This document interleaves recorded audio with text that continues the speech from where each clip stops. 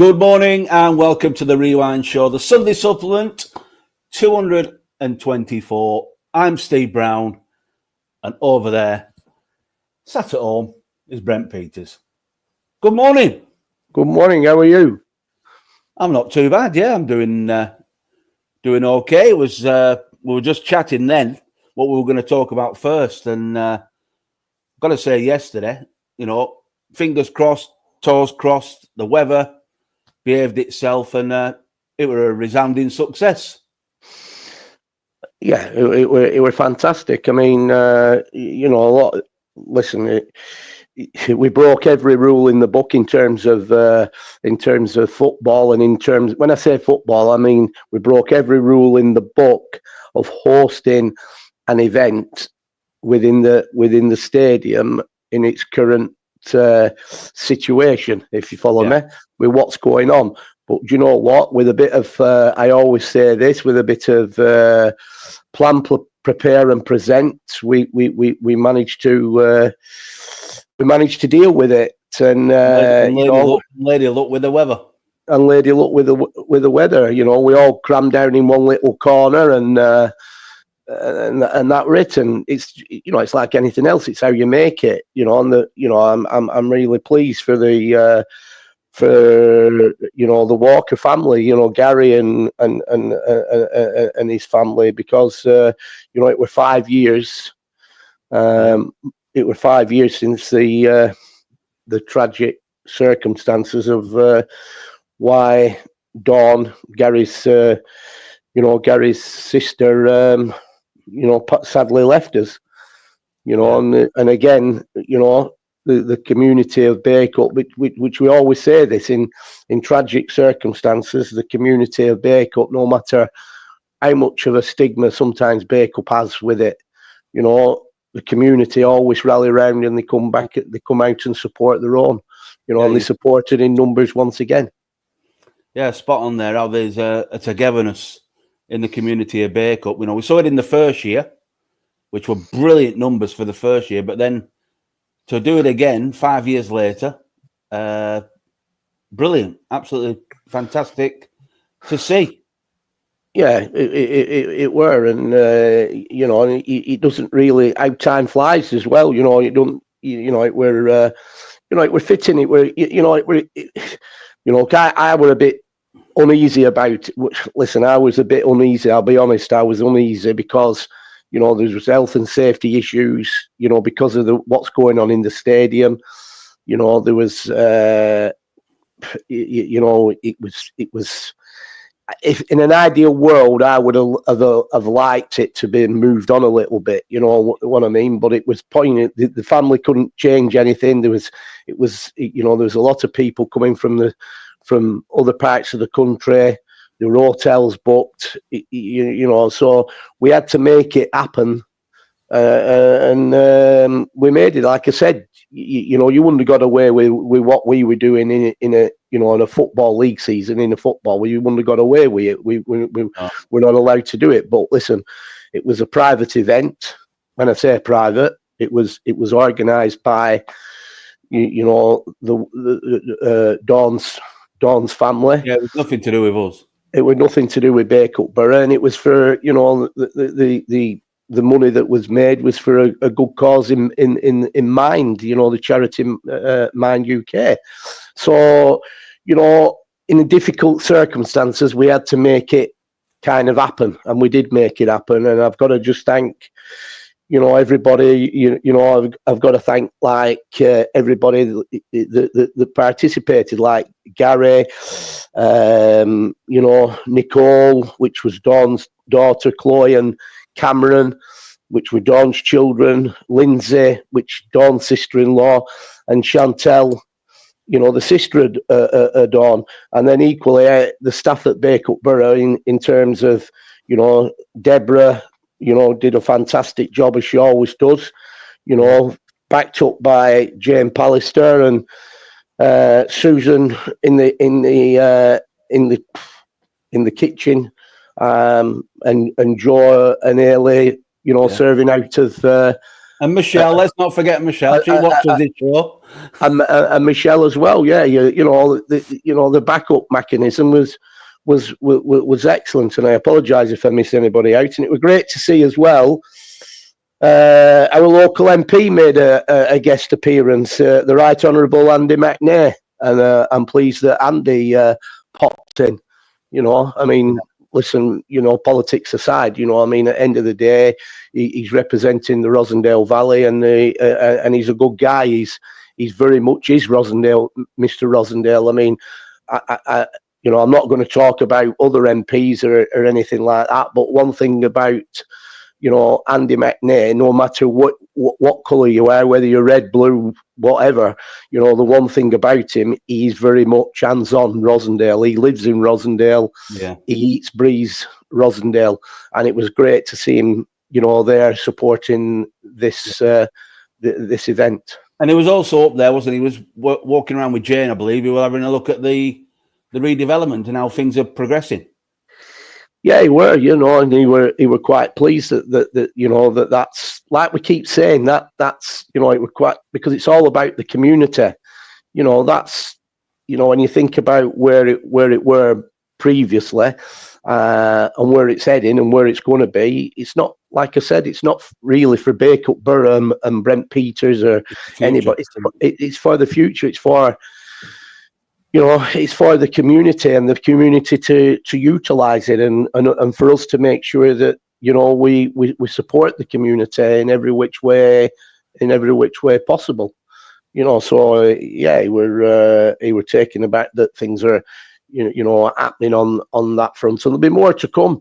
We've got things in the plan. Well, Jane, who's just popped up there, yeah, she wants to turn that because. Listen, we're not going to put. It's surprising how many people like the history of the football club, because it's got superb history. It's just coming up to 150-year-old. Yeah. And having the mural when we had outside, but in all fairness, the mural hid a lot of multiple sins. People didn't realise, but behind that mural was a wooden shack. That was falling in bits. So, but while people used to come up and admire the mural because it was the history, we're going to turn as Jane calls it, the shonky shed, which is the one with no roof on at the minute, or the roof falling down, and where I have all your lawnmowers and things of paint and everything else. Yeah, that's right. Well, we're going to turn that into like a mini museum, basically, but it'll be with a difference, but it'll also be for education purposes as well. So we've got plans for that, and that's kind of like on the cards for imminently. So yeah, things are positive, things are looking good. It's just that I'm sat here with empty pockets at the minute, and that's very difficult. I'm having this conversation while we're on the subject to Jane, to kind of, trying to bring this in and bring that in. And I said, it's difficult because at the moment with the reconstruction and all the build, there's no money coming into the club, as we've mentioned on multiple occasions on this show. And a lot of pressure is placed on Jane. I said, but once the club's up and running, Jane, that should ease, shouldn't it? Oh, there's no doubt about it. Will, but it's like anything at the minute. We've got some tremendous guys working on the project. Not more than Alex McNulty and Tyler that's been different class. But equally, you've got to look at the other people that's been involved. Former player of mine, Davison Band, who comes up from Manchester. I mean, he's got his plumbing business, but he's working hard on the project. And, one of our supporters in Matt Bow, who's doing all the electrical works. Keith from Valley Sound and Light for all the lighting and the music systems and sound systems that's going into the place. Like I said, there's some fantastic people working, but at the end of the day, they're producing, the bills are coming, coming in and we're buying material. There's material obviously got to be bought. That's one of the arrangements that I've got got with them. Look, I'll sort your, all that out. And it's just difficult because what's happening is that there's nothing coming in. We're not trading. It's like it is what it is. We've just got to get over this this hurdle. But it will be, it will be worth it, I'm sure, at the end of the day. Like I said to you, we've got to move with the times, or try to move with the times. We've got to upgrade the facilities. In terms of what it's turning out to have cost because of the issues that's happened. People don't realise. I mean, the ground that it's on is just crap. I mean, the piling from day one caused you a big headache. Caused a problem, and it's because it's on ash. It's on the foundations. It's there's nothing there. There's absolutely nothing. It's like the old coal mining industry is all underneath there, isn't it? Yeah, it is. That's right, and that has created the problem right the way through. But there's been other issues all the way through. That's just from a situation that we had covered and everything were all right and we had it planned. All them plans went out the window, and once you unearth situations, what do? You carry on. You can't turn back. You've got to go with it, and you can't move on until you've actually sorted the issues which have risen their head. That's right. So it's been tough, but we're on the final running now. There's still a bit to do, but we're on the final running. And I've got to thank the tradespeople as well that supported it, immensely. And when I say supported, I mean not giving us anything, but working with us and helping us along the way. Mark Bates from Bates Concrete's been fantastic with us. Steve Lund from Stanley Jacks, fantastic. Can't thank him enough. In the support that they're kind of giving us.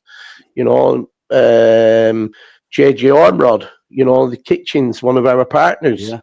Yeah. People like like that. My son-in-law, Leighton James, Linton James, should I say Leighton James? What am I on about? Linton James. I was going to let that go and then take piss out to you later on. But but listen, it's a football show. It's a football show. This not a blinking carpet fitting show, is it? So it's live, mate. It's live. So so all these people, we've got to, we're behold of and thankful to. And even just top of my head now, I went in there the other day for the 50th time because I'm just loving it how it's moving on. Stephen's in there. Stephen's helping out and doing the painting and things like that. And Stephen's fantastic. Stephen wants to get involved and he's got involved but he's very much involved. The first person I've asked about the painting is because that's what he used to be. He was a painter and decorator. He was the one, if you remember, who put our first mural up when we started this show, where we sat in front of that mural in the stadium. I approached Stephen and he loved, he just felt honoured and privileged that he could be a big part of it, and he's brilliant. He started on the kitchen will be here on tomorrow. The kitchen's coming tomorrow. The joiner will be that's another one. He's doing a fantastic job. So that will be being fitted in, all being well tomorrow. So it's onwards and upwards. And Jay, while we're on the subject of just showing our appreciation to everyone who's helping out, and rightly so, Jane pops up. The volunteers from Rossendale Works have been brilliant, removing all the building rubble, all the debris, and tidying the stadium area up. They've been fantastic, Jane, but I think you need to get them in a few more hours than Thursday afternoon. Doing they're not doing enough. we're not doing enough. There's a bit more to do. So time's going on. So you need to work your magic, Jay. There, get him in. Listen. You know, beggars can't be choosers, but they've done a. They've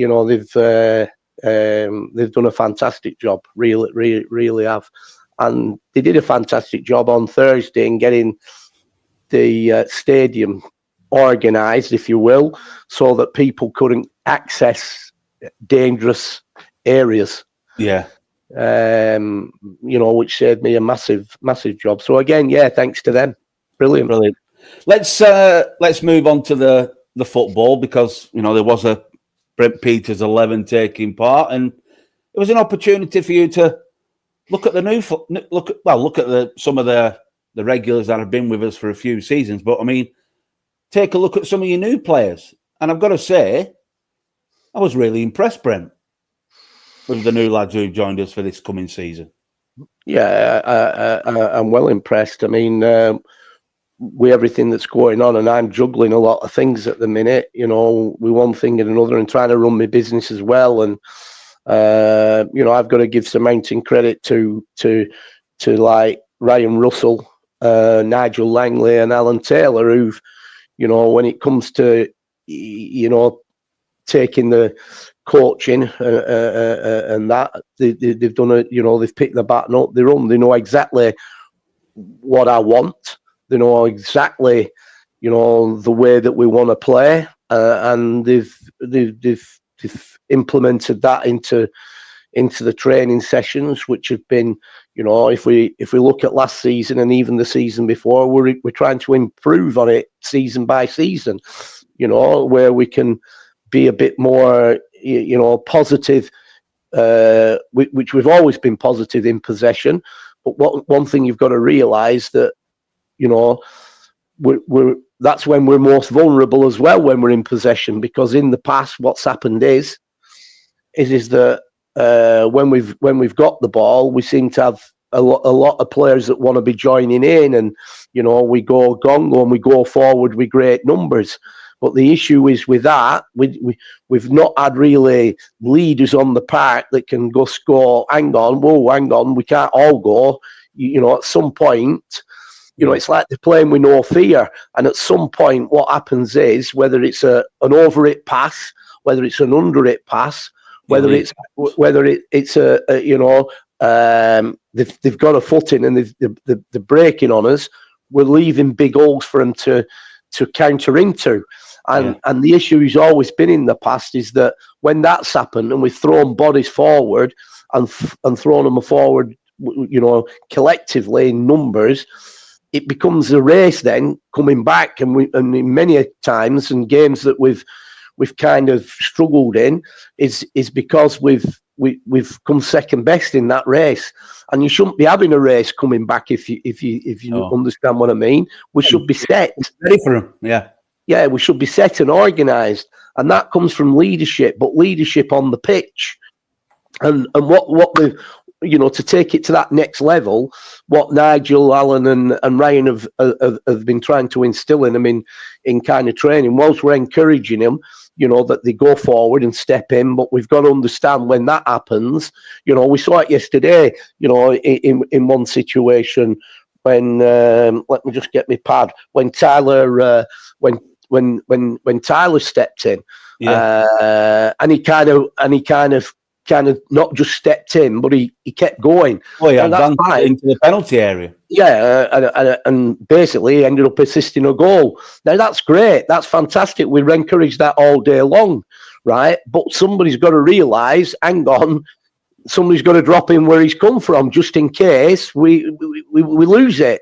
Yeah. And he's high up the pitch, so these are things that I'm trying to talk about. So we've got to be in a situation where ownership comes on the pitch, where leaders, where people are being organised, and they understand that when somebody goes beyond you, that's fine, but you've just got it. Some certain players have got all the positions and not go with them, and it's just getting that fine balance.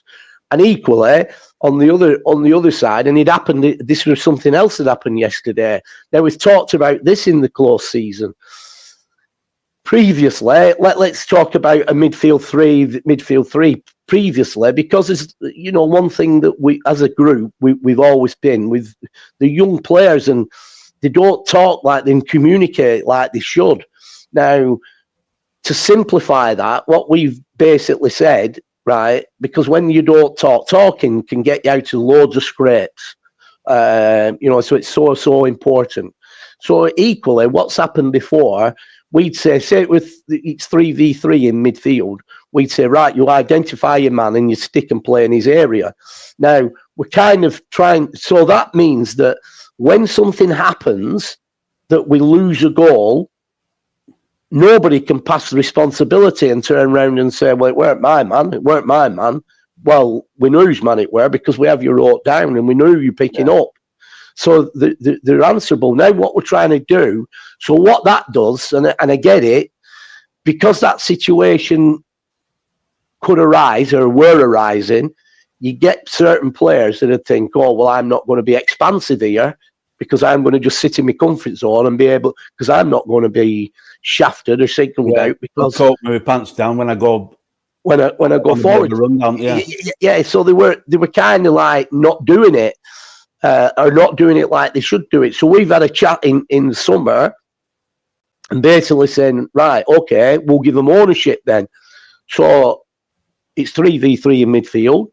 Yeah. But if we see a player that's whichever player it is that's not marked, we expect the midfield as a group to identify that and point fingers and pull the player in and talk to one another and get them organised. If that doesn't happen, right, we'll jump on them at half-time or full-time. But we're kind of giving them more ownership. I'm going to say you're giving them a lot of responsibility on the pitch during the game. Yeah, we're giving them more responsibility. Now, it's up to them. If it works, fantastic, because it'll just take us up another level. Yeah. If it doesn't work, well, we'll be going back to how we were. So it's up to them. But basically, that happened again yesterday. Not in the first group what we played. I thought the first group were kind of excellent. But the second group that we played, we conceded a goal. You know, we never looked like we were conceding a goal with the first group. But in the second group that played yesterday, in the main, we didn't look like we were going to concede. But we did concede. And we conceded because there was a misunderstanding, lack of communication, because we were giving them ownership. And it ended up where, if you remember, Rossendale's keeper, who I've got to give a special mention to, because I thought he was, for a young lad, I thought their keeper, I think he was called Ty or Fair Ty, or I don't know, Fair I think he might have been. But the kid I thought were different class for a young, and I've heard since that he's leaving them, which is probably a shame for Rossendale, because he's stepping up and going playing for Coppell. But I've got to give him a special mention because I thought his starting position were good.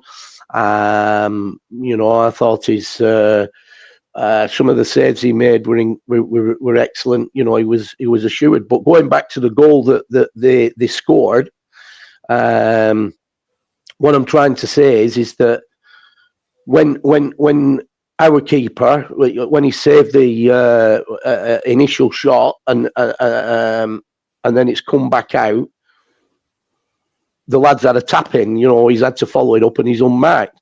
And then we look round and we see midfield players that are wrong side of the men. You know, that can't happen, is what we're trying to say, you know. Especially if you want this kind of ownership. Yeah. But that's what these games are for, you know.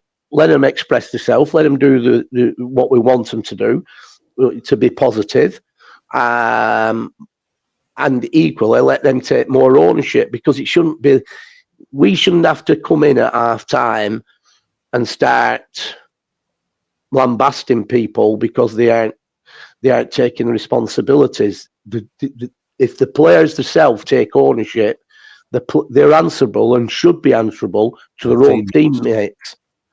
You know, we shouldn't really need to say anything. It was kind of good because at full time I'd already mentioned to kind of Nigel, and I said, don't say nothing when we go in at full time about that goal. Just ask the question, let them answer it. what happened on the goal, and that's what he did. So so straight away, they had to tell us. Yeah, but that's brilliant because that's creating a different kind of energy in the dressing room, and like you said, it's stepping it up. It's almost on a par with that's how professional teams will react in a changing room after the game. They'll all confer between themselves. The manager won't have to say a single word. No, that's right. And that's exactly how it should be. You know, I keep going. I've gone back before, and I've said this before. I always remember that Manchester United were running for the Premiership, and David De Gea hadn't been here that long at United, and he dropped a right clanger against Tottenham. And I remember an article, and I had it. I've still got it in the cupboard in the changing rooms, around the changing rooms. And Gary Neville put a comment in one of the papers. And I blew it up, and it said, "Don't you think that De Gea isn't answerable? He's answerable to every player when he walks in that changing room, and every player he will be answerable to every player, which is right." He probably knew it before he even walked in that dressing room. Yeah, exactly. They're waiting for him. Yeah, 100%. You know, so it's the same. We're giving him a bit more ownership, and hopefully it'll take us up. Listen, what you've got to understand here is this. From a managerial point of view, we're in any manager at any level. I don't listen. We keep coming back to this. There's more losers than over a season. There's more losers than winners, right? Which is a fact. But the fact of the matter is, you're in it in the competition to try and win it, right? Now then, if you want to try things out, and I've said this before, if you want to do things and try things out, where points matter and results matter, it's hard to do it in that arena because mistakes will happen, and mistakes can end up losing your games of football, even though you're encouraging something that you want to happen.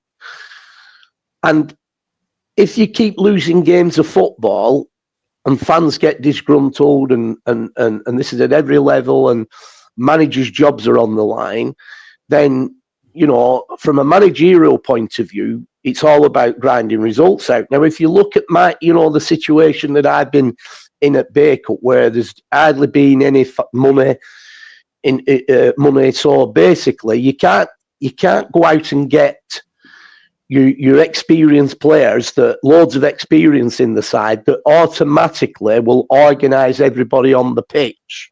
Yeah. Right. We don't have that. So basically what you're doing, you're pulling players in from like players that have sometimes, and in some respects, have not played and not been brought up in round a football league club. They've not been in academies of a football league club. They basically come from amateur background. Used to just racking up and playing football. Yeah, exactly. So what you've got to do, you've got to simplify everything to make it easy for them to understand, easy for them to deal with, and hopefully grind results out. Right now, and that's what it's all about at the end of the day.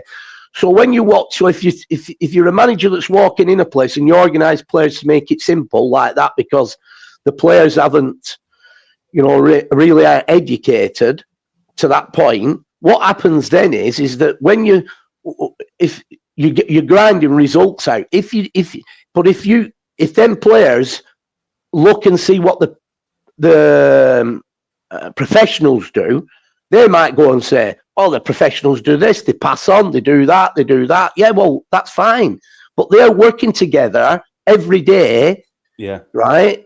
Several hours a day, 5 days a week. It just becomes autopilot. And it comes autopilot to them. Here, that's not happening, and you don't talk. So whilst that's not happening, and you're passing on, and people are shirking the responsibilities, we're conceding because we're under pressure that way. Yeah. So to stop that, we'll make you kind of like robotic. Yeah. And restrict you. Right? Because it's about getting results. Yeah. So, and that's what's happened. But now what we're trying to do is, listen, let them take that restriction off a little bit, and hopefully they'll grasp it and they'll take more ownership. And if they do, fantastic. If they do, if they do, Brent, you're looking at a team who's really going to kick on. I think if so. If it works, if it works, and again, it's again, I come into horses for courses and people reading situations. I mean, I don't like it's early days yet, but I don't like signalling people out here at this point, early days. But if you think about the team that played in the first 45 minutes and the team that played in the second 45 minutes, I'm just picking one area in an instance. There was players playing in the first one that probably, if you think about it, and this isn't being disrespectful to anybody, there were probably more educated players playing in that first 45 minutes, more educated than the second 45 minutes. And one player in particular, because he was kind of more educated, he was sensing danger and he was intercepting danger from a situation that other players were in danger, if you will. Yeah. Because he was reading that and he was intercepting and we was making play, we never looked in any danger. No. Whereas always mopping up. Was always mopping up. But in the second game, with different personnel in, they kind of didn't see that danger. Yeah. And what happened were we ended up a couple of times in danger. Yeah, I'm with you. And it's the best way I can put it, really. Yeah. And that doesn't mean to... But it's just about, like you said, over the next couple of weeks, going towards the season is just getting your positional awareness on the pitch and understanding where there could be danger and sniffing that out before it happens. Yeah, because, again, we come back to this. If you're wanting people to be a bit more not staying in their comfort zone and step out of it, then that's good. But somebody has got to realise that, and this is where I come to, so a lot of people might think, when is a football team most vulnerable? Are they most vulnerable when they haven't got the ball? Or are they most vulnerable when they've got the ball? I've got to say you're most vulnerable when you've got the ball.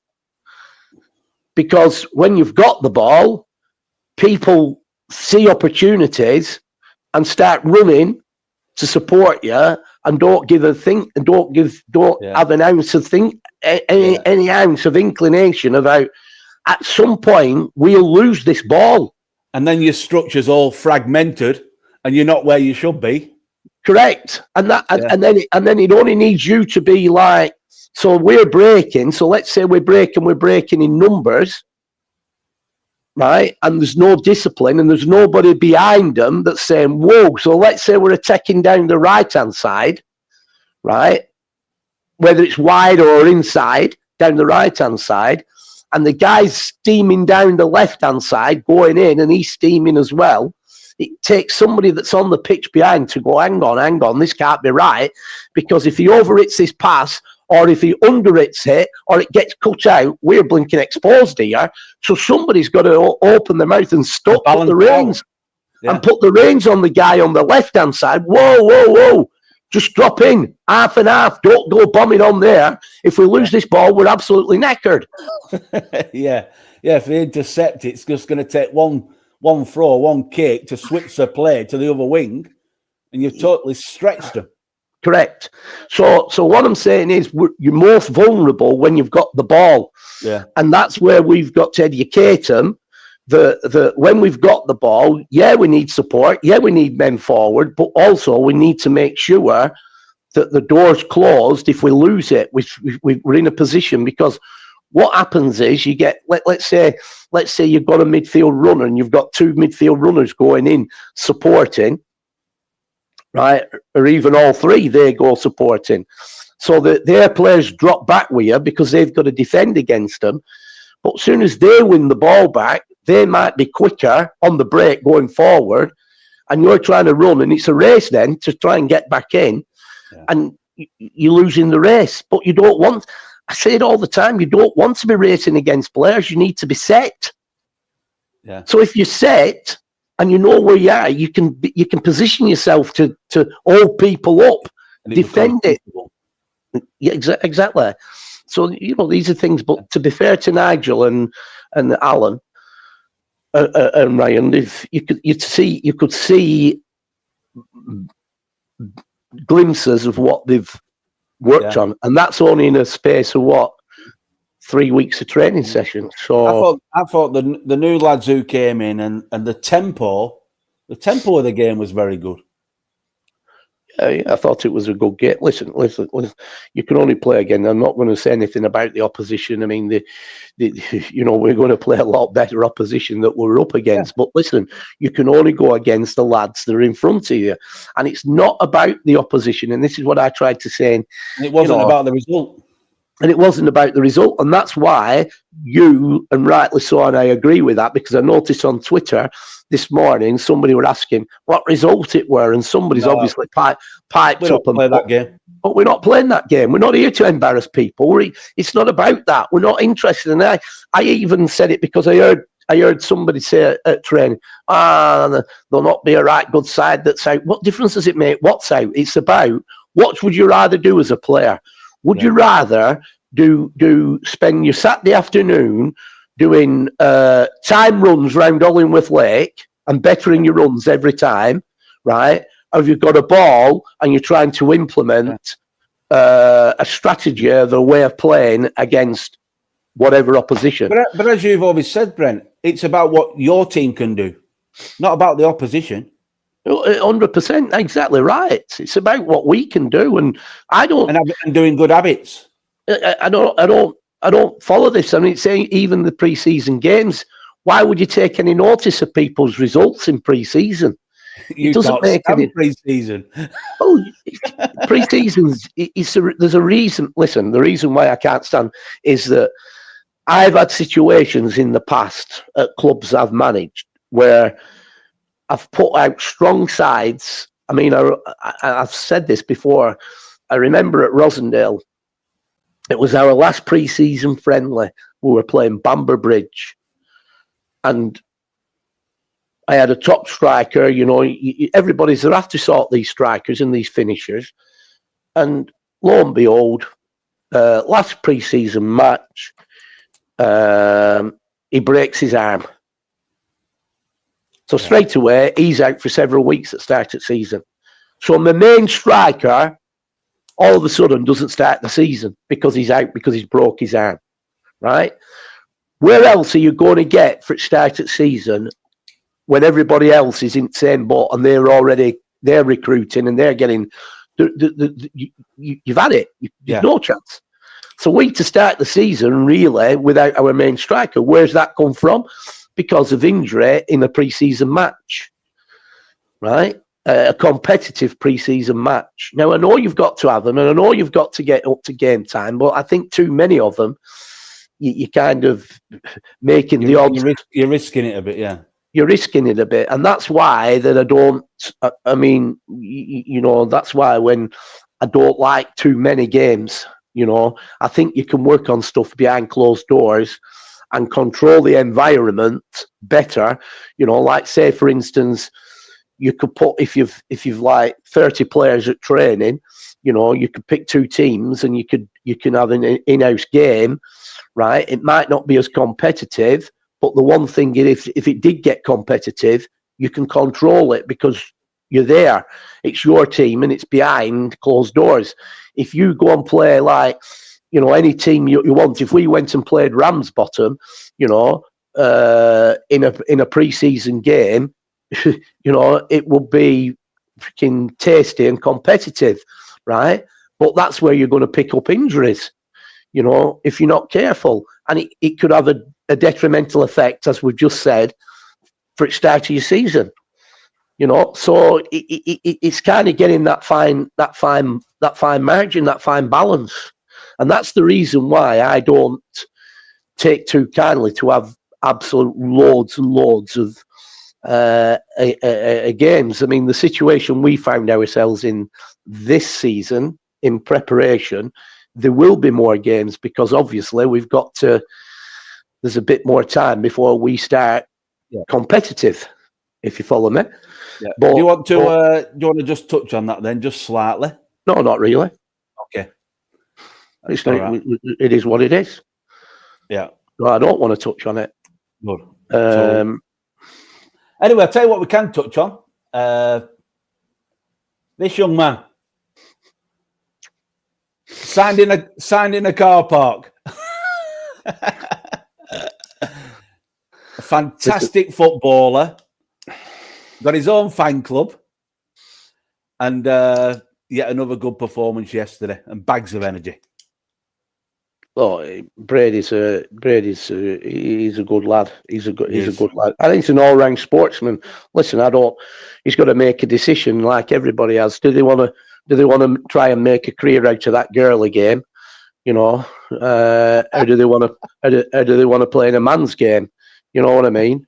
And for those who don't understand what I'm talking about, I've always thought that cricket is an extension of rounders, and I think it's a girly game.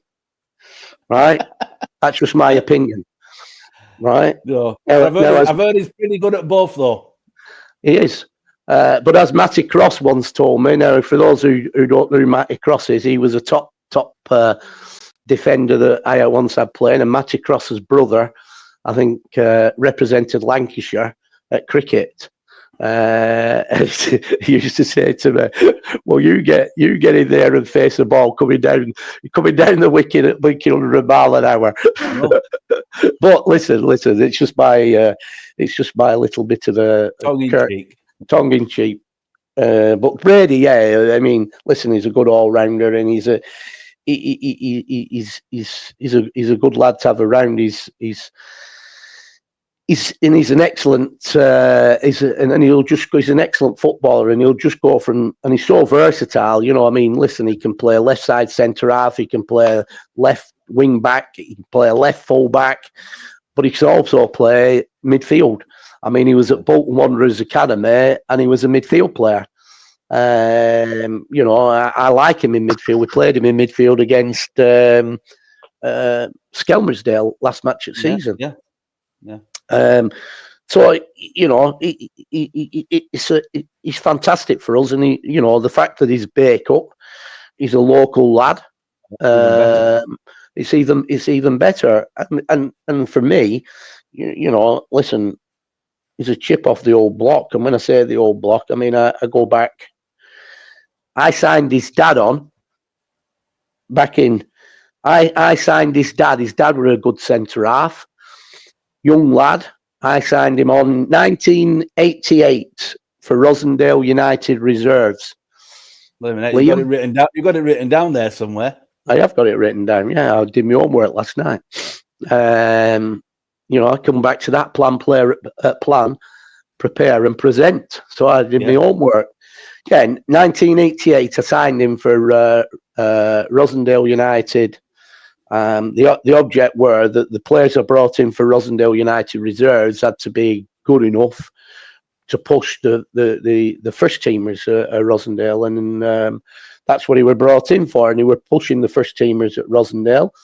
When I didn't get the job as first team manager at that time, I went over to Glossop. So in August 1991.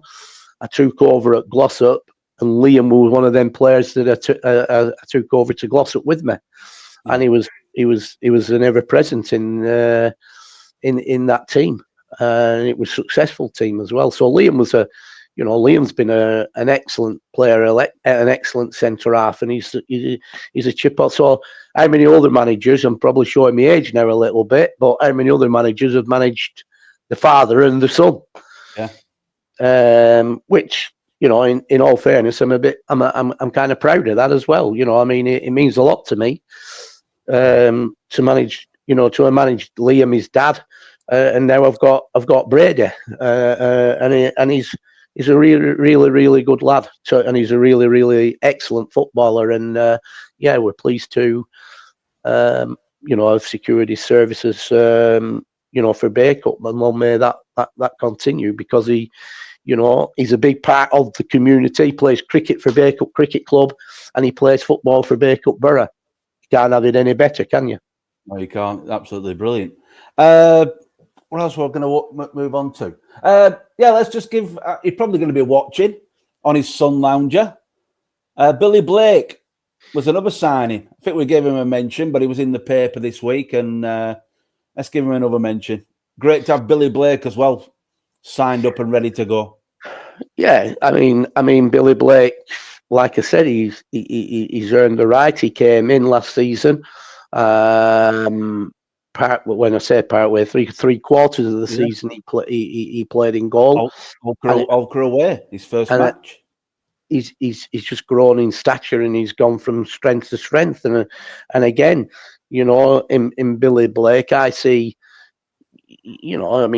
I see a lot of characteristics in Carlo Nash, and as everybody who's around me knows full well, like I gave Carlo Nash his first contract at 18, and we all know what Carlo Nash went on to do, and there's no reason why Billy Blake can't follow in those footsteps. One thing I have got to do is for him is to secure, and I'm not just going to get any Tom, Dick and Harry in. I want a good goalkeeping coach to come in and work with him. I've already targeted one. I'm expecting a phone call off him that was brokered by somebody else, another good contact I have in the game. And he was due to ring me on Friday, but I didn't get the call, so I'll be chasing that up. But that's important, because it kind of will enhance his progression as well. So if there's any, like I said, I don't want any Tom, Dick and Harry. I respect the lad, I respect him as a player, and I think he's got a good chance of going a long way. And I think it's important that as a club, we've got to give him every chance and give him the backing and the backing so that he can achieve that situation. Absolutely. Got more football talk coming up. We've got Carl Walker. We're going to be talking about Farsley, Celtic. We're going to be talking about Widnes. But first of all, Brent, we wanted to mention it. Absolutely terrible news last week when it came to press. Ashton Town manager losing his wife in what we believe is a jet ski accident whilst abroad on holiday. Terrible. It's when the news broke. When I found out the news had broke, it was Jane that sent me a link that she'd seen on the Daily Mail. I just couldn't believe it. But you think in life, what when you think about situations, you got to think that you're probably, from 1 minute you're on a high, and in the next minute, very, very near together, you could be on a really, really serious low. Yeah. Bad news is, I think about the song Don McLean. Is it American Pie? Bad news on the doorstep. Bad news is never far away, and it's shocking. And for the family and for the for Chris, the chairman of Ashton Town, my thoughts, they just go with him, and he can't. It's words. People say words. Well, that's shocking. But when you have when you think about it, and you take 5 minutes, and you think, if it happened to you, God forbid, or anybody, it's just so your life's ruined. From 1 minute true love to the next minute, in that situation, and it just shows you how fragile life is, and how we shouldn't take things for granted. Never. And then in the same week as that shocking situation breaks, 24 hours later, the football world again is tipped upside down with the tragic news, the Liverpool player Diego Jota. I mean that again. so cruel and so, and when you see these blinking boy races up and down the road, they don't, you've got to realise, just slow down what you're doing. Stop being a blinking, driving like an idiot. Now, we're not saying that Diego Jota's drove like an idiot. He hasn't. What I'm trying to say is, he's had a blowout. Yeah. He's had a blowout. He's on a fast road and he's had a blowout. He's on his way back, I believe, to get the ferry, wasn't he? To come back to England, I believe. Yeah. But the blowout, this is what I'm trying to say. So when you get these they don't sense danger, when they're absolutely screeching down the road, if that blinking car, something happens that's unexpected and it happens, can you handle it? No chance. He's ended up having, that can happen to anybody. A blowout can happen to anybody. But, if you're going at some speed and you have a blowout, you have a job to control that vehicle. And obviously, he's had a job to control, and then it's hit flames, and then the rest is history. It's soul destroying. Again, a young girl distraught, just not long been married, children they're leaving behind, the families leaving behind. It's just awful news. It is. Just had a message in from one of our friends at Ashton Town. Guys, thank you for your kind words. Chris is our chairman and drive. Thank you from all at Ashton Town. Cheers, Mark. Thank you. Thanks for watching as well. Yeah, exactly. Yeah, shocking news. Back to football, Brent. Interesting news coming out of the Turf Moor, and a bit of a shock this week. But the signing of Kyle Walker, returned from AC Milan, Manchester City player, 35 years of age, and signs for Burnley for 2 seasons. It don't surprise me. Don't underestimate the powers of Scott Parker. I've told you. I said it before anybody ever mentioned it. He's the man. All these blinking, Burnley fans that were trying to knock, the appointment when it did come on board. I think Scott Parker and Kyle Walker, they were both teammates at Tottenham Hotspur, I believe, at one point. So that might have had a little bit of sway.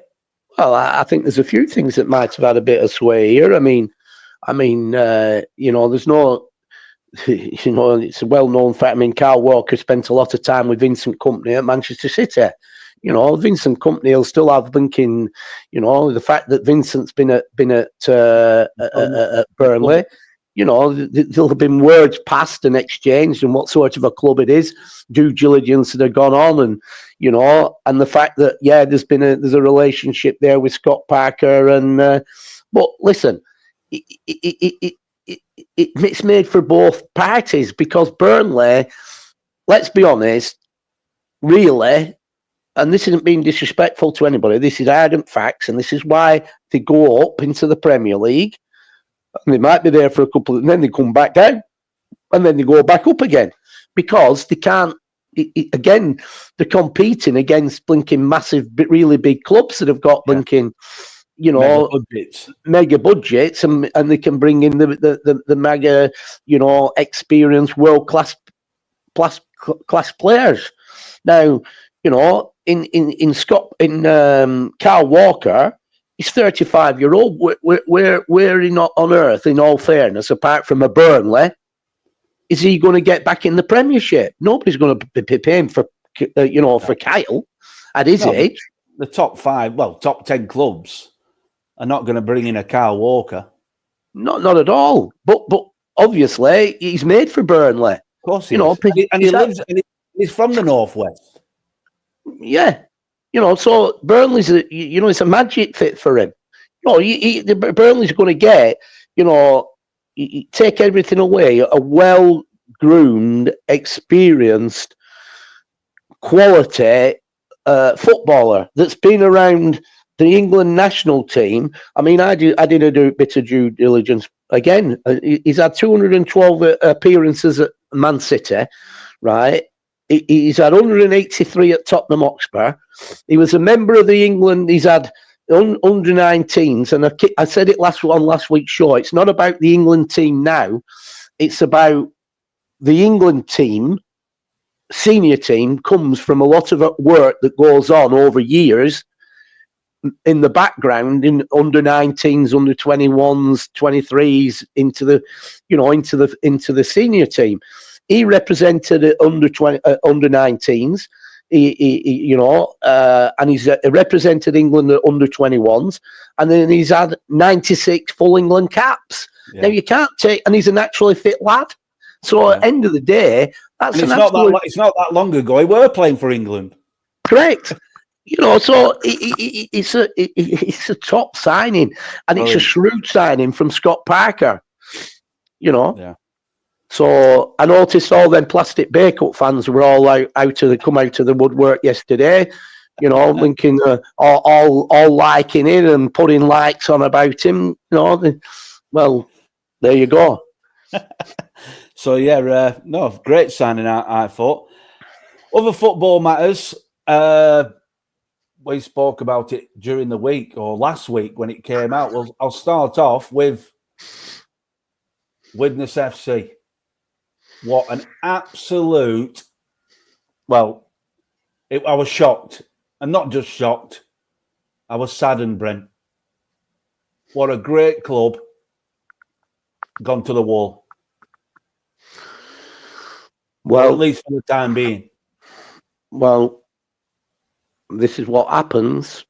And I'm sorry, and this is what happens when clubs are chasing that dream, trying to get them up the pyramid, English National League system, as Widnes have done, can't sustain it, and they come crashing down, and then they lose their status.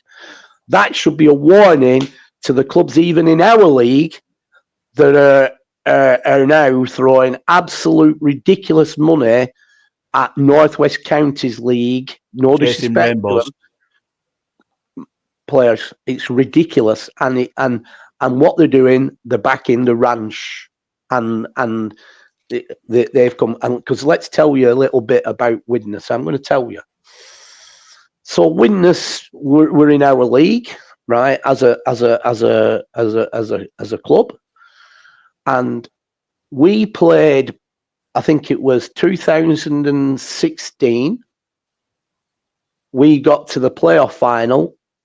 And we played Barnton in the playoff final of the Northwest Counties. And after that playoff final, there was no more playoffs. The FA2 come away. And they only got reinvented back in over the last three seasons, I think. I'm right in saying? Yeah, 3, possibly 4. So, but if you look back, we played Barnton in the final and lost by the odd goal in the final for Barnton to go up into the Premier League. Barnton as a club went up into the Premier League, but the team that we played representing Barnton all left along with the chairman at that time of Barnton and went to Widnes. So leaving Barnton totally threadbare. So they left Barnton threadbare, right? And the chairman and all the players that were successful against us, all went over to Widnes. Now, from that situation, credit to them, they've continued the success and they've gone up into the Evo stick. But again, it's come at a cost. It's obviously come at a cost because they'll have been paying. I know the players. Kingsley Williams were there, who we had as a youngster. He was our first club when he got released from Sheffield United. Tremendous player, tremendous. No, well, Kingsley Williams won't be cheap by a long chalk. Andy Briggs were there. He wouldn't have been cheap when they brought him in from Bury. Exactly. So my point being, it's financial why this has happened. Well, and it always is. There's only one reason why, these things, these clubs that are chasing that blinking rainbow and we all want to get promotion, we all want to move up the ladder, but you can't back the ranch, right? You can't back putting inflated expenses, wages, whatever you want to call it, into players, especially players that, well, to start with, you can't afford it, because to be able to afford it, you've got to have the fan base, and and I'm sorry, but Widnes wouldn't have the fan base. It's a rugby town, in a big stadium, everything else, right? So there'll be a lot of cost to go even to run that stadium, right? But the fact of the matter is, these clubs seriously need to take a long hard look, because they're not the only club that it's happened to. I said it before, Rossendale United, just up the road from us, meltdown. They've had top players there, stupid money, mismanaged, stupid money, right? They come crashing down. Allerton LR are on the way up, right? But they came crashing down as well from many years ago. 1993, I was going head to head with them when I were at Rossendale, right? And there were money flying about Allerton LR at that time, right? North Shields, another one. It's madness. It really is madness, because you. But does that not come from? What's coming through the turnstile. If you're, say, a director involved in any club, it only takes for your personal business, similar to you, Brent, only takes for your personal business be up against the buffers. And then all of a sudden, that's a knock-on effect to the money or lack of money that you could put into a football club. If that catches a cold, that's going to get pneumonia. Well, you're right there, Steve. You've hit the nail right on the head. You're 100%. The football club's got to stand on it. We're in a different situation at Bacup, because at Bacup, what's happening is we didn't get no help. We got a bit of help at the beginning off the Football Foundation, 50k into a £200,000 project, right? But it weren't a £200,000 project; it was a £100,000 project. So until everything raised its head. Correct, and if that, but the bottom line is, if this go belly up, well, at the end of the day, there is a facility there. There's bricks, mortar. There's something there. So there's a tangible, saleable asset, right? That's there at the end of the day. If I can't see it through, somebody else will see it through. Do you get what I'm saying? And that's what you've got. And there's a means to making money. Yeah, correct. In terms of football, in terms of these clubs that it's like throwing money at, silly money at an individual player, that's not a tangible situation. No. To start with, all right, if you've got to tie him down and make sure if you're paying that sort of money that he's on contract and he's not going to go. But equally, still not a tangible asset, because most of the time these clubs are paying players that are probably no better than the Northwest Counties League in probably Conference National wages. Yeah, you're not going to make money from them. You're not going to make nothing from them. So, but that's where you've got to keep hold of the purse strings, because somebody's going to take you down if you're not careful on that situation. Yeah. So it's madness, and it's happened so many times with so many clubs. Yeah. But doesn't this happen a lot when you've got kind of what I'll call the old brigade of your committee members who've been with the club through thick and thin, they've taken it from the 60s right through to present day, and then you get the money men who want to come in and say, promise you this and promise you that, and they set everything up in place, and then it all goes tits up. Well, they're not reinventing the wheel, are they? I mean, we talked about, I think we touched on it in a previous show with Chalky White at Corn. It only needs one, and then it spirals, because other people, I could get that at a corner, I can get that at wherever. It's just madness. And let's get one thing straight: I've been around a long time in the national within the National League system, you get no help whatsoever. You've got, listen, it's not like, at least in the Football League, right, to a point, you've got television money. So if you're televised, you've got it's a way of income, right? You've got decent gates. You've got the chance of potentially. You've got the chance of even if you don't get a big following, you've got the chance of a well-supported club coming to your club, supporting their club, but it's also money coming through their gate to which is going to swell your bank account. And the cup runs. And the cup runs, and there's always, and I know it's a greater expense in the Football League, obviously, but there's more ways of generating income. In non-league, especially under the Conference National, down, there is no way of making money from the... Where's the making money? I'd like to know it. If you can't get your commercial side right, where else are you making money? There is nowhere to make money. Well, you know, all right, they introduced it, which is obviously a manager's graveyard. You know, it can be, because people, you know, these board of directors, they back right at the beginning, like even Step 6, we played in the FA Cup. Bacup Borough were in the FA Cup, right? The FA now have decided that Step 6 clubs, right, can't enter the FA Cup, right, because they're oversubscribed. They will be oversubscribed because they let teams in that have no facilities and ground share, right? But take away them politics, right? When we came in originally, there was no prize money in the FA Cup. Then they introduced prize money, and the prize money pot was quite lucrative in the FA Cup. Yeah. So you had a chance, if you progressed in the FA Cup, you had a chance of earning some money in prize money, right? And you had a chance of earning some money in prize money in the FA Vase.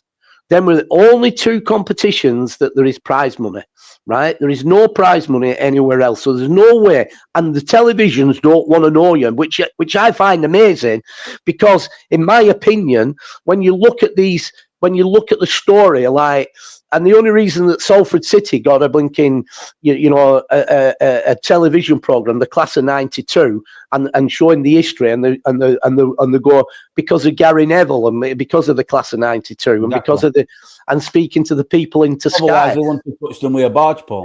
Exactly. So, but there's other clubs out there with history, like Bacup Borough, like other non-league clubs that have got loads of history, steeped in history, right? That have had even our friends at Ashton Town, in a way like even Bacup Borough, we've had ex-Football League players playing, and top ex-Football League players, David May, blinking Ian Hughes, Ben Thornley, not odd games, but several 2 seasons, played at Bacup Borough. They had Emerson Boyce, we were talking about, and they've had Emerson Boyce, correct, Jim Bonda and things like that. Now, what I'm saying is, if they look more in and took the blinkers off at some of these historic non-league clubs and kind of researched and go in, that would make more interest, I think, than what it would in terms of even going into watching the big boys in some respect, because there's a lot of meat on the bone, and it's historic.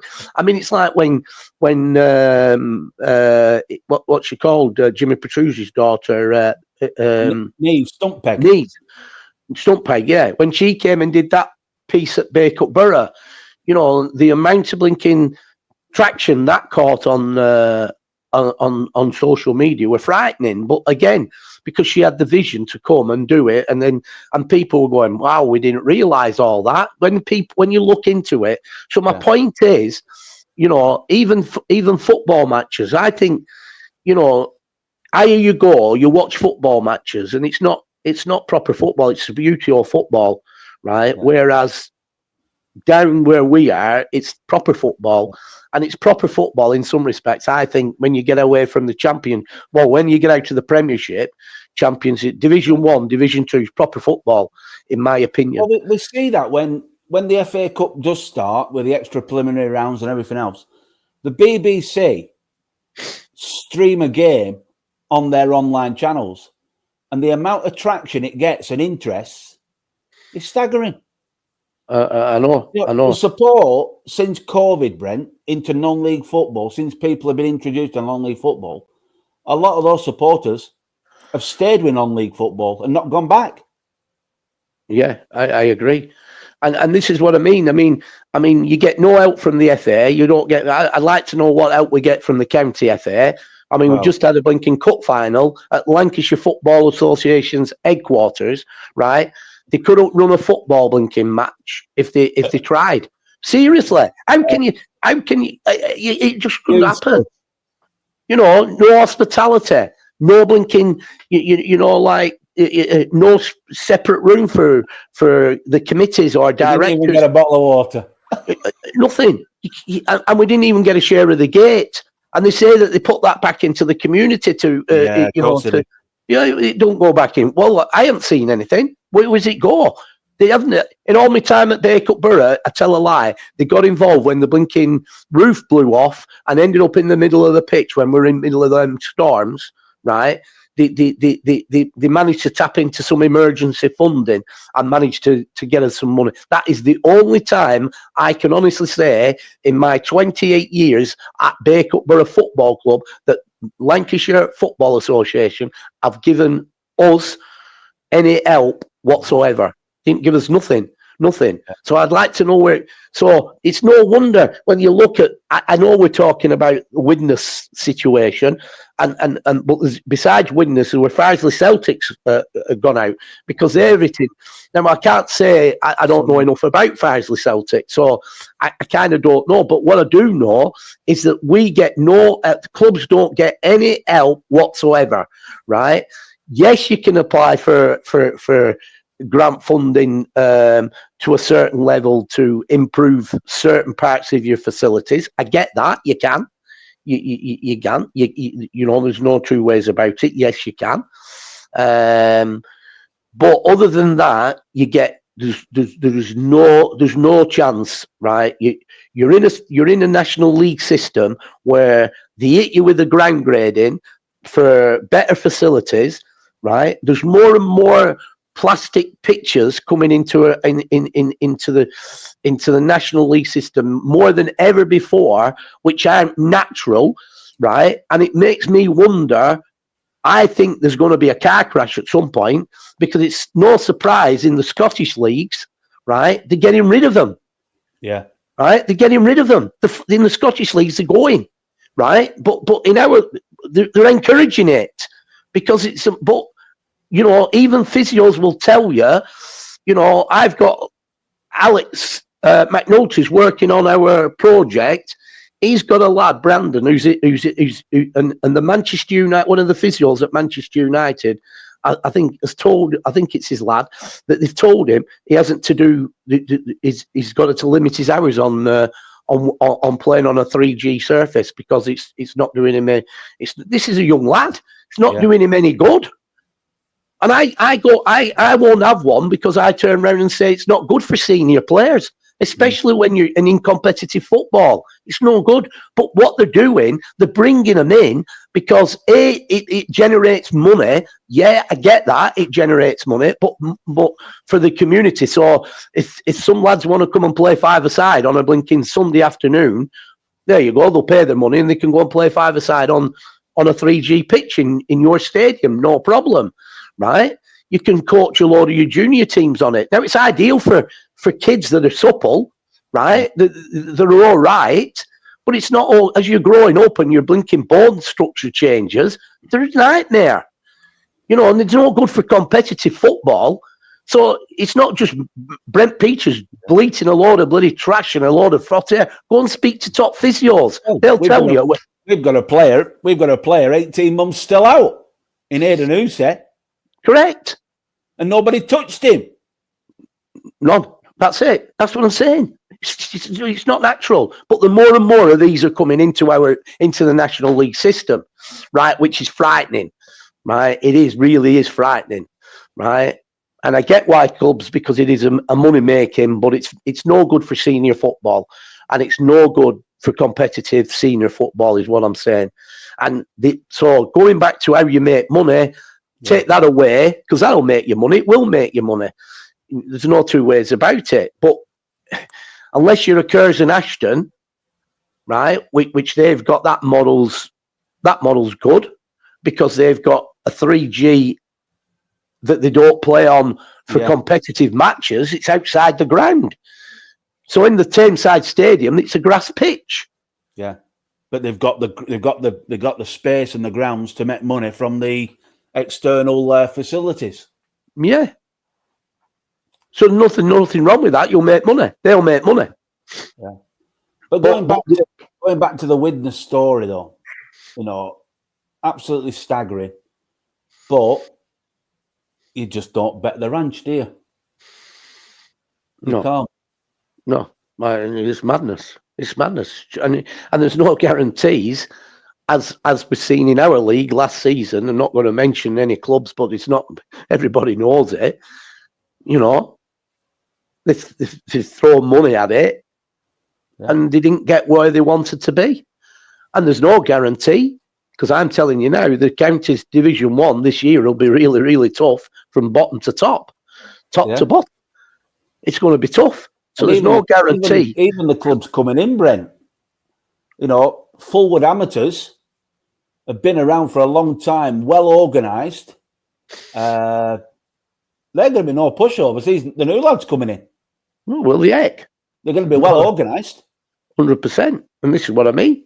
So all this thinking, throwing, this is my point, right? So you've thrown loads of money at it year one and haven't got where you want to be. You throw loads of money at it year two,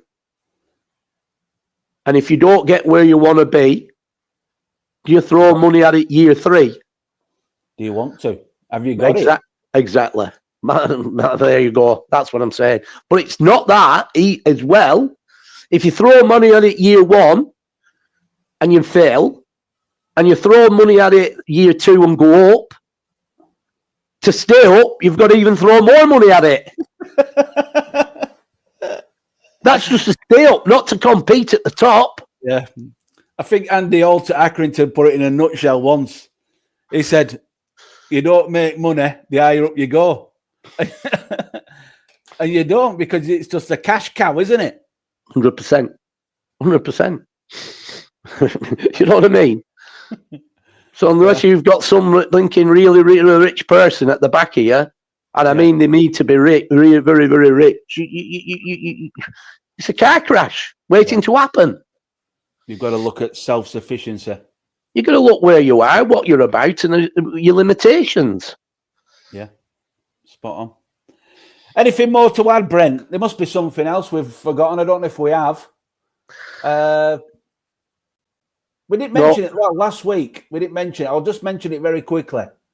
We didn't mention Van Nistelrooy at Leicester. We kind of, I don't know what it was. I must have been going out for brunch or something. But, didn't last long, did it? What do you put it down to? Well, I mean, I'm hearing, well, listen, if you've got a changing room with some big characters in it, which Leicester had, and a new manager comes in with ideas and what he wants to do, and they've got an influence in that changing room, that could have a detrimental effect against you straight away, right? Because you can imagine who were running that changing room. Yeah. Right? You can imagine, right? And I'll not be far from the truth if I said it's a player who used to play for Fleetwood Town. Yeah, and used to play for Leicester. And he used to play for, well, this is what we're on about, Leicester's changing room. So, and on top of that, he's another gobshite in my eyes. That Connor Cody, or whatever he's called, he's full of shit. He's absolutely full of shit. He's been round the block, hasn't he? Yeah, exactly. But you can imagine him being another gobshite. So a manager coming in there really has got to try to win them over to get him. And I'm telling you now, Van Nistelrooy's probably struggled to start with. And that is bonkers to me, in all fairness, because I think what happens is you're talking about a football club here, steeped in tradition, very, very good club. And you can't have a situation where I think that Leicester had a situation where you've got senior players dictating, ruling the roost. It can't happen. Can't happen. Right? Can't happen. My next thing is, I think he's kind of got shafted a little bit, and in terms of why is it taken? They've ungone because the fans have been disgruntled because obviously they haven't got the results. The results they probably shouldn't have sacked.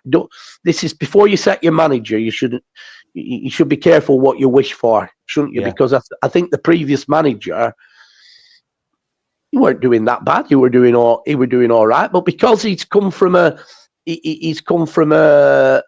club that's one of the close rivals, he run and hide into nothing himself. So as soon as, if he'd have been successful and, took the bull by the horns and done really, really well, they'd have bought into him. But because he came from a rival club that they didn't like anyway, he were only a couple of bad results away from the fans being against him. He didn't get 9 lives, that is for sure, did he? So that's bonkers as well. This is what happens in football. Football's too much ruled by chairman, chief executives that crap themselves because they're frightened because they listen too much to supporters. Yeah. Now I'll be every club's got them. We've got people. I'll tell you now. There's people at Bacup Borough, right, that will voice their opinion, but they're not really Bacup fans. They'll go and watch Burnley. So they're not even Bacup fans. So why would a chairman or a chief executive listen to them?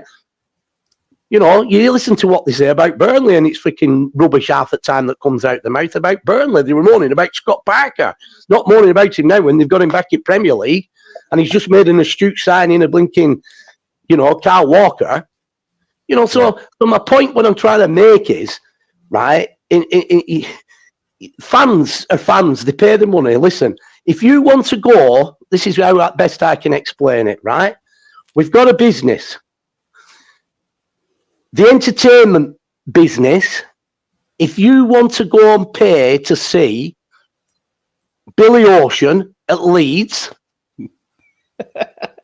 you go and pay your money to go and see Billy Ocean because you fancy going to see Billy Ocean. You can't start dictating because you were in a seat, you didn't get your ticket quick enough and you're in a seat up further away and you only saw a dot on the stage. Correct. You can't start going rattling your cages and saying, hang on a minute, this blinking theatre, wherever it rat or wherever, it's not fit for purpose because my seat should be down there, right? They're in the entertainment business. If put Billy Ocean on, if you don't want to go and see Billy Ocean, right, you don't go. Equally, if we come back to football, just because you wear the Leicester colours, does that make it right that you can start running the business of Leicester City? Because to start with, just because you wear the Leicester colours, do you know everything that goes on in the background? Let's take a situation even in the North West Counties League.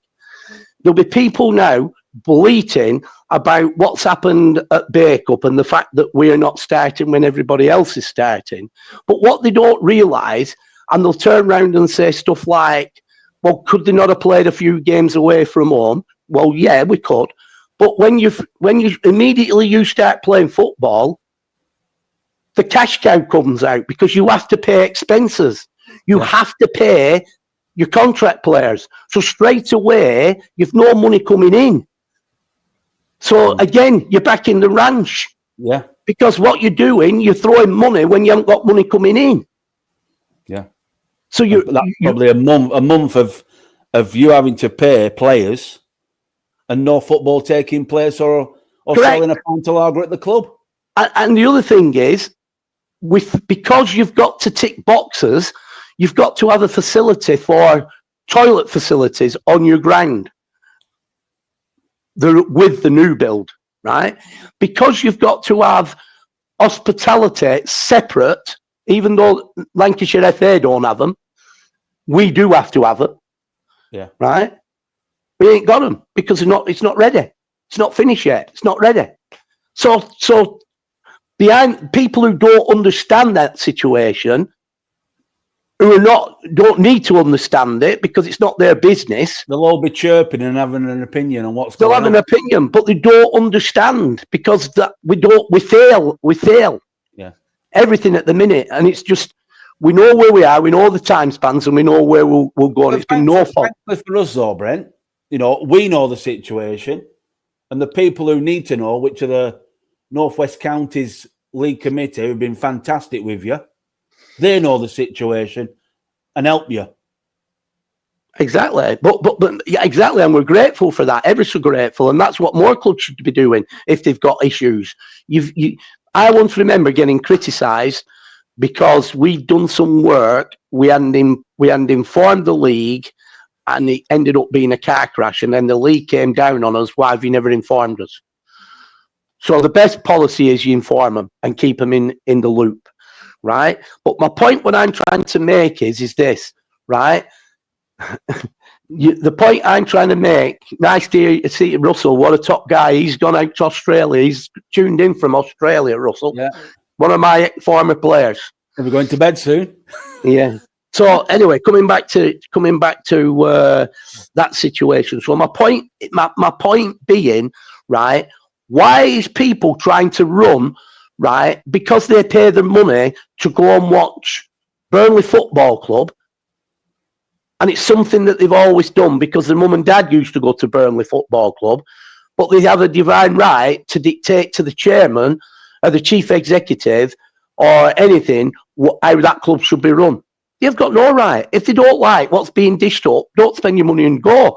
If you don't like to see Billy Ocean, you're not going to go and see Billy Ocean. From Rosehead. Yeah, you get me? It's the same principle. Yeah.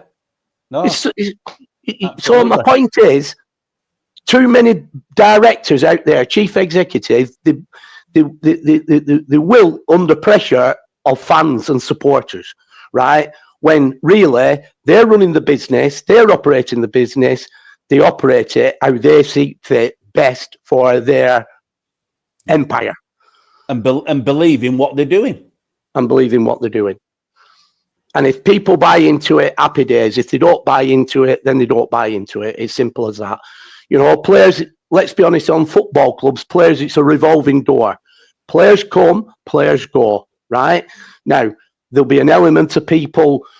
I've made decisions this season, you know, end of last season, to you know, in contract terms, that's financial, right? Where some people I have not offered re-engagement as on a contract. That didn't mean to say that they couldn't still carry on at the club, but come as a non-contract player. Yeah. One player has carried on as a non-contract player and actually did quite well yesterday in that game yesterday. Well, we're really pleased for him. He did. Yeah. He did really, really well, right? Which is really pleasing, right? The other player we're not seeing, and I'm, to be honest, that's up to him. That's up to him. I'm not going to lose no sleep. But what I'm trying to say is there'll be certain people that will not return to Bacup because they don't agree with my decision. But that's life. And it's life in everything. Such is life. Yeah. As one door opens, another one closes. As one door closes, another one opens. Yeah. Tuesday night, Brent. That's our next stop. A trip to our friends over there at New Mills. Tuesday night. Is it what time kickoff are we? Is it 8 o'clock or is it? I think it's 7:45. 7:45 at Church Lane, New Mills. Are you taking the same batch of players over there? Are you going to be? I told him yesterday. I'm not taking everybody because I just think it gets farcical. Okay. But there's a couple of players that will be returning. 3 players that will be returning from holiday. 4 players actually with Billy. So they'll be returning from holiday and they'll need some game time. So they'll definitely be in. So you know, so there'll be some players that and it won't mean anything. It just means that I'm working closely with my coaches, especially Ryan Russell, because Ryan Russell's baby is all about fitness levels and, you know, how many minutes they should be getting. And he's got that off to a tee. He's a great lad. Yes. He's doing really, really well. And, you know, I'll be guided by Ryan, you know, on this situation. And he's told me who should be on what and where minutes are. And that's what I'll be guided by. And that's how we all have our niches of responsibility.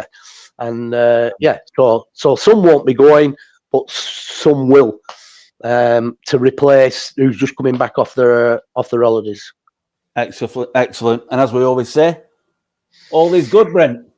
Always good. And just to finish on one note, I've got my teeth in now, so it's Linton James and not Leighton James. On that note, see you later. See you later, mate.